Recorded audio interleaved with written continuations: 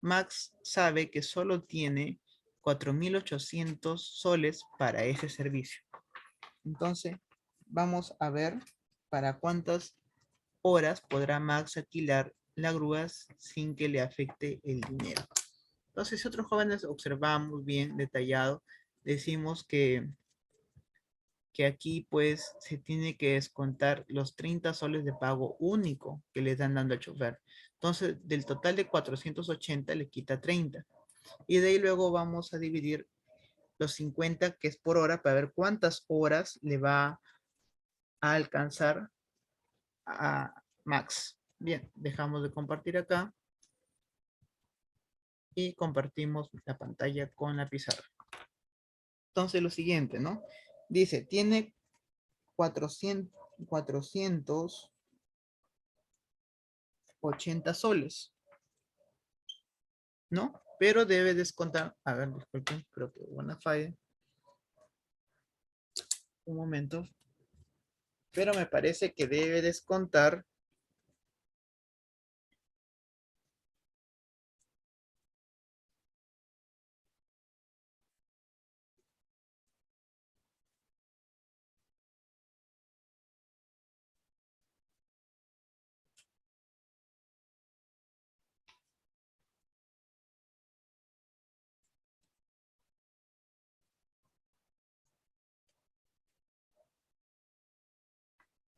bien, disculpen, se movió acá la pantalla, pero de nuevo ya estamos aquí para proyectar lo de la pizarra.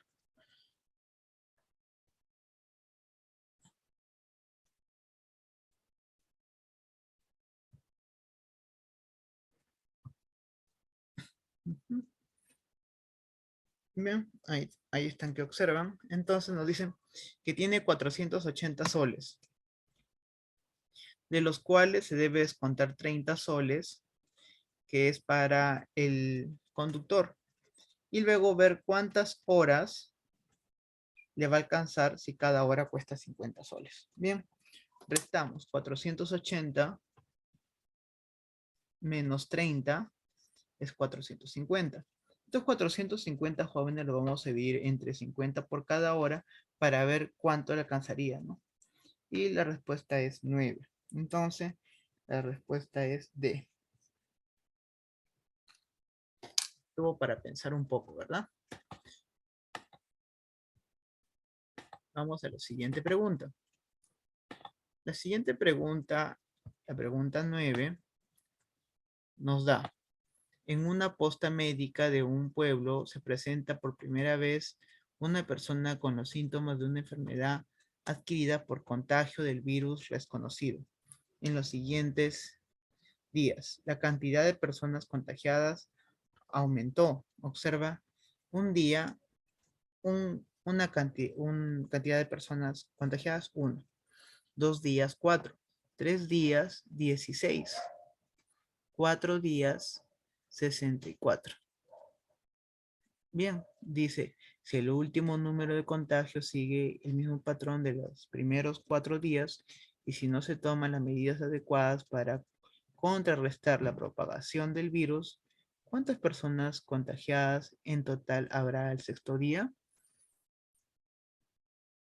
Y observamos ahí que tenemos 1, 4, 16, 24. Entonces, vamos a apuntar de tal forma que vamos a reconocer qué patrón se cumple, ¿no? Ya por ahí les adelanto un poco que puede ser una progresión. Ahora vamos a ver qué progresión, si es aritmética o es geométrica.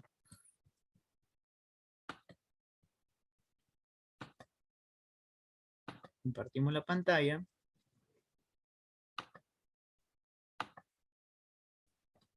Y nos dice que un día se tuvo un contagiado. En 2 días se tuvo 4 contagiados. En 3 días, 16. Y en 4, 64. ¿No? Donde dice, averiguar cuál es el patrón.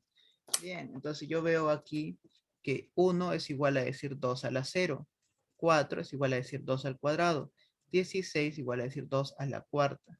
64 es igual a decir 2 a la sexta. Bien, y nos pide el sexto día. Bueno, no es tan largo el procedimiento porque el quinto día va a ser, no sabemos cuánto, pero aquí es 2 a la octava. Entonces, por multiplicación nos va a dar esto.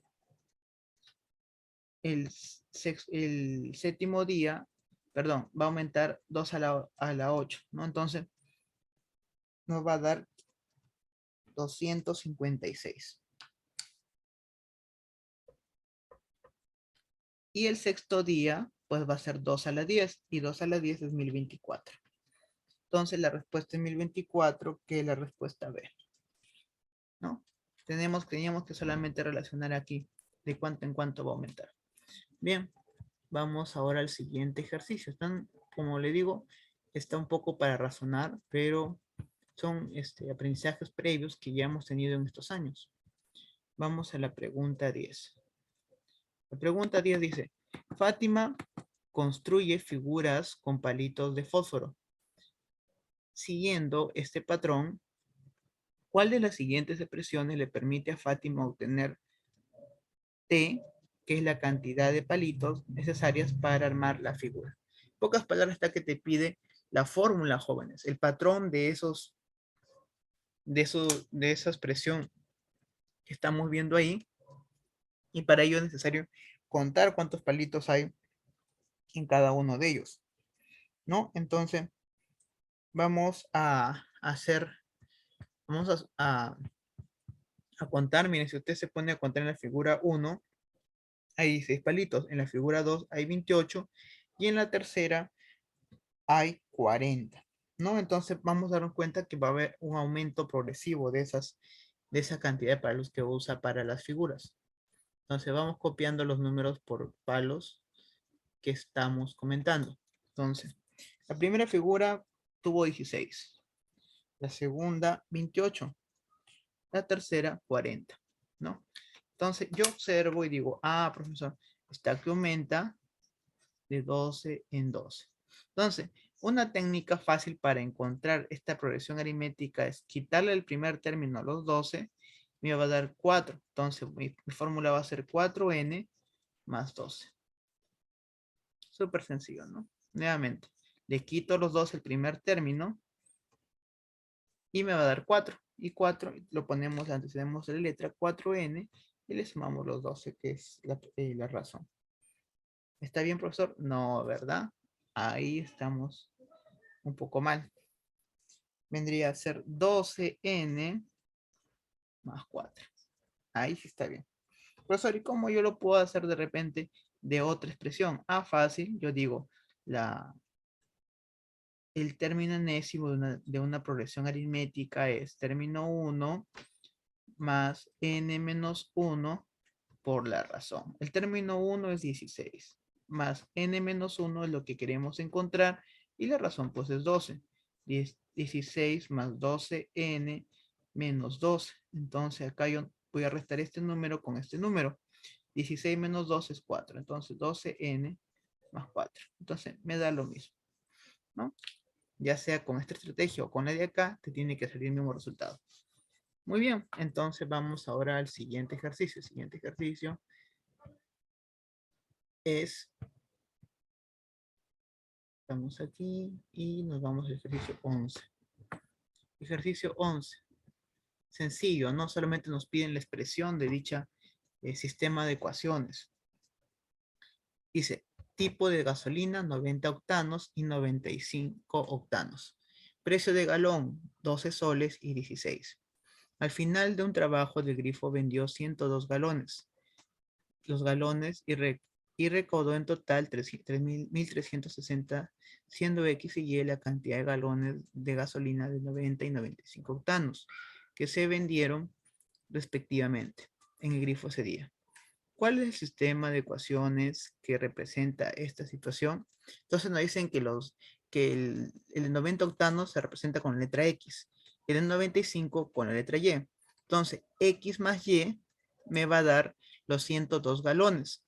Ahora, si yo multiplico 12 por X, o sea, la cantidad de que vale cada galón de 90 por X, que es la total de galones, con la cantidad de 96 que vale 16 por la cantidad de galones que es Y, entonces va a ser 12X más 16Y es la recaudación de todo el dinero, que en este caso es 1360.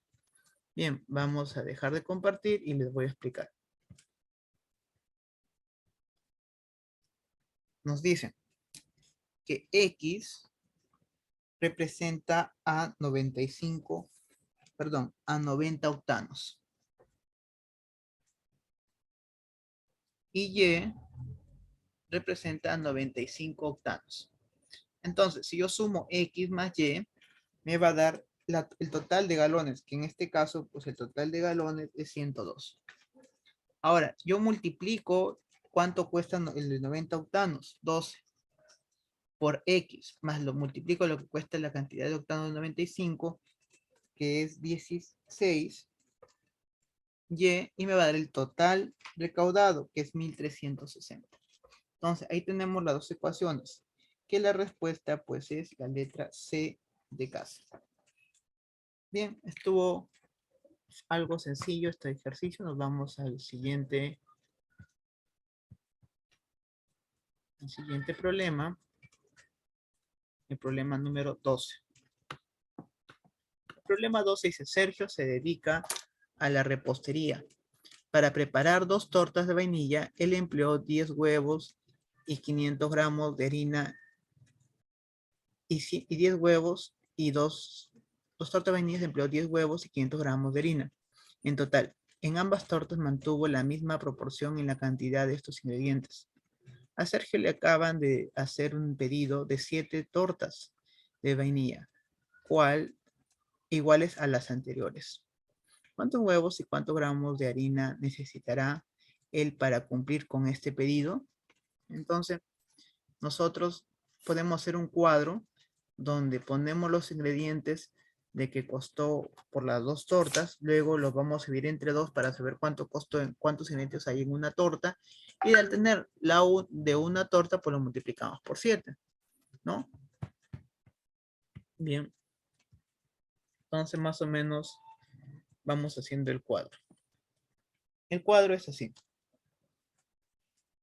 número de huevos que usó, ¿no? Cantidad de huevos que usó y la cantidad de harina que usó.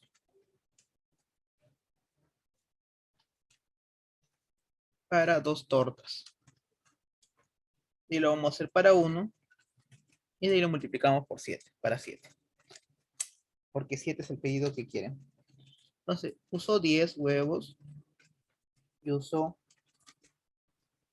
500 gramos, ¿no?, de harina.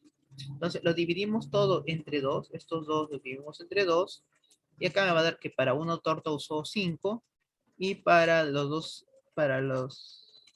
tortas la harina usó 250 gramos. Lo multiplico por 5, pues acá es 35 huevos que va a usar.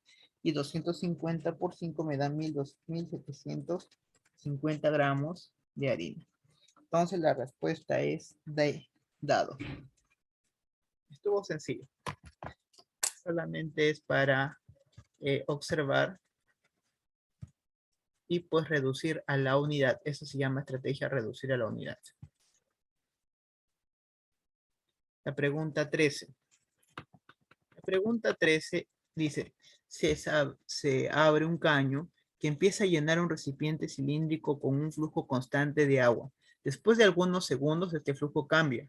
La siguiente gráfica muestra la relación entre el nivel de agua que alcanza este recipiente en centímetros y el tiempo transcurrido en segundos. Observa. ¿Y qué me piden? Dice: según el gráfico, ¿cuál de las siguientes alternativas describe la relación correcta entre el tiempo transcurrido y el nivel de agua en el recipiente? Pues para ello, jóvenes, tenemos que hacer lo siguiente. Tenemos que analizar. Miren, cuando nosotros hablamos de un flujo rápido, quiere decir que vamos a ver que esta recta se va a comenzar a hacer más vertical y de manera más continua. Miren, dice: en los 3 primeros segundos el flujo de agua fue más intenso. Claro que fue más intenso porque está de manera constante, pues, y la recta estamos dando cuenta que su pendiente está un poco más vertical.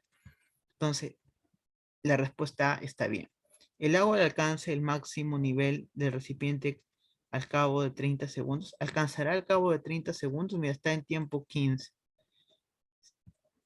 No, ¿verdad? Al cabo, para 15 segundos alcanzó solamente 30 centímetros de agua. En los últimos 12 segundos, el flujo que ingresa con mayor intensidad hasta utilizar los 30 centímetros de nivel de agua.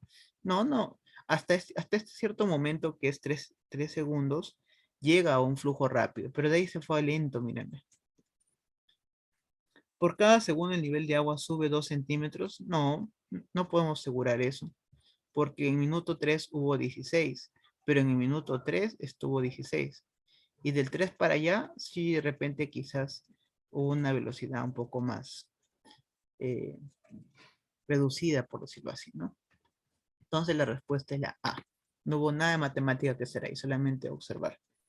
La 14 dice, Freddy pliega una hoja de papel varias veces y cuenta la cantidad total de rectángulos más pequeños que se forma en los dobleces. Miren, cuando ha hecho un doblez obtiene 2, cuando ha hecho 2 obtiene 4, cuando ha hecho 3 obtiene 8 rectángulos, cuando ha hecho 4 obtiene 16 rectángulos. Entonces, algo parecido a lo que habíamos observado en el anterior, ¿no? Entonces, vamos a apuntar cuántos dobleces hace, cuántos rectángulos obtiene, de tal forma que me va a ayudar a poder establecer la regla de correspondencia. Bien, entonces yo aquí observo, vamos a poner en la pantalla la pizarra y pues observo acá en la evaluación la cantidad de dobleces. Dice, cuando hace un doblez, el primer doblez obtiene 2 rectángulos. Cuando hace 2 dobleces, obtiene 4 rectángulos. Cuando hace 3, 8 rectángulos. Cuando hace 4, 16 rectángulos. Pero esto es lo mismo decir, jóvenes, 2 a la 1, 2 a la 2. Miren que se repite esto. 2 al cubo, 2 a la cuarta. Entonces, cuando sea n, pues no sé cuánto se va a dar, pero en expresión de aquí es 2 a la n. Entonces, su fórmula es 2 a la n. Muy sencillo, ¿no? Cuando ya sabemos nosotros identificar de qué se trata una progresión, es más sencillo todo. Bien, vamos a la siguiente pregunta, que me parece que tampoco vamos a citar mucho de la ayuda de la matemática, simplemente lectura. Hay algunos ejercicios jóvenes que solamente se necesita un poco de imaginación, ¿no? Y solamente eso, y saber leer, estructurar dicha pregunta. Miren, por ejemplo, la de acá, que estamos observando, bueno, la que ya lo hicimos, la pregunta 15,